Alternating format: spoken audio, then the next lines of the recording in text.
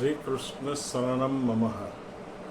આવતીકાલે બુધવાર 17/7/2024ના રોજ ચાતુર્માસનો પ્રારંભ થઈ રહ્યો છે, જે અતિ પુણ્યશાળી અને પાવન પર્વ કહેવામાં આવે છે. આ દિવસે ભગવાન શયન મુદ્રામાં યોગ નિંદ્રામાં ઓઢી જશે.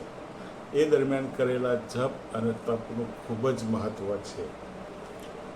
ચાતુર્માસ આમ તો ઋષિમુનિઓ એકાંતમાં રહી અને એક ટાણે ઉપવાસ વગેરે કરતા હતા, પણ આપણે સંસારીઓ માટે પણ આ ચાતુર્માસ વગર ઉપવાસે પણ રહી શકાય છે.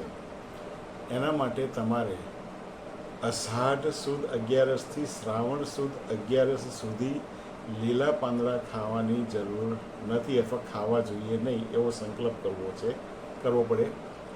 પછી શ્રાવણ સુદ 11થી ભાદરવા સુદ 11 સુધી દહીં નહીં ખાવાનો સંકલ્પ કરવાનો છે, અને ભાદરવા સુદ 11થી આસો સુદ 11 સુધી દહીં કે દૂધ કે દૂધની કોઈ પણ બનાવટ ખાવીને એનો સંકલ્પ, તથા આસો સુદ 11થી કારતક સુદ 11 સુધી અડદ કે અડદની કોઈ પણ વસ્તુ ના ખાવી એ સંકલ્પ કરવાથી પણ ચાતુર્માસ ગણાય છે.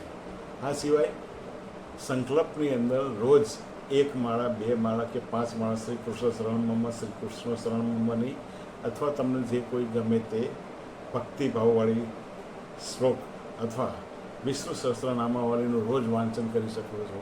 ખાસ કરીને તુલસી દલ ભગવાન વિષ્ણુને અતિ પ્રિય છે, તો એ તુલસી દલની અંદર એક જલનું ટીપું અને ચંદન લગાડી અને ભગવાન શ્રી કૃષ્ણને અર્પણ કરવાથી અનંત કોટી ફળ મળે છે. આ ઉપવાસ 11થી પૂનમ, અષાઢ મહિનાની 11થી પૂનમની વચ્ચે ગમે ત્યારે લઈ શકાય છે. કદાચ આજ કોઈ વ્રત ના લઈ શક્યા હોય તો તેઓ માટે પૂનમ સુધી આ વ્રત લઈ શકાય છે.